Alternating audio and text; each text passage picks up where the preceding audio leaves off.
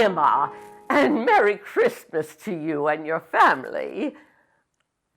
What was Christmas like during our years in the White House? Well, Christmas is always hectic when you are First Lady, but one must always put the family first, especially the young ones. Franklin would read Dickens' Christmas Carol to the children on Christmas Eve. He had to cut it a bit, or the younger members of the family would get weary listening.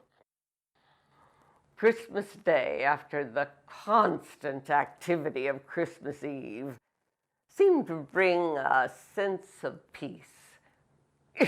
Even though the children woke us up early and we had innumerable presents to open around the Christmas tree in the afternoon. What did I think of all the gift giving at Christmas?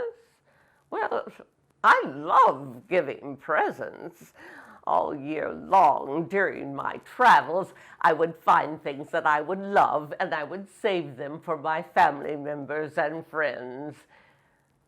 I kept them in my special closet. But there is another aspect of giving that we might stress a little more. It may not be anything tangible, just a thought, a gesture, a word, a note, but I hope it will go to someone who does not expect it. Let us remember that the Christmas spirit was meant to live through all 365 days of the year.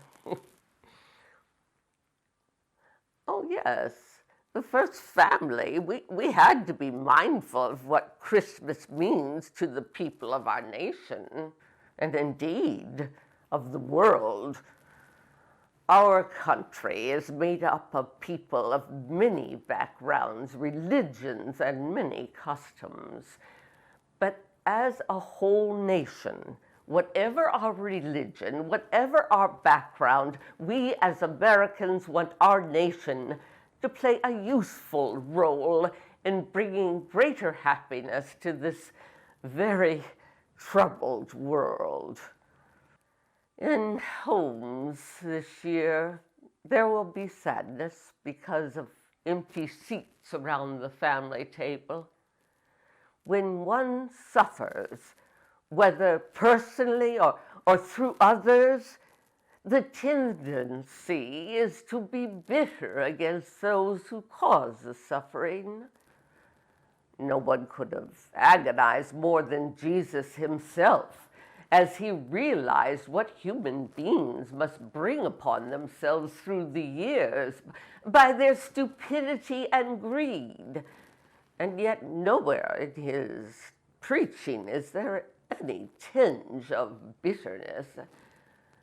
I have come to feel that on Christmas Day, perhaps the lesson of charity towards others is the most important lesson we can take unto ourselves, for it keeps us from indulging in bitterness of spirit.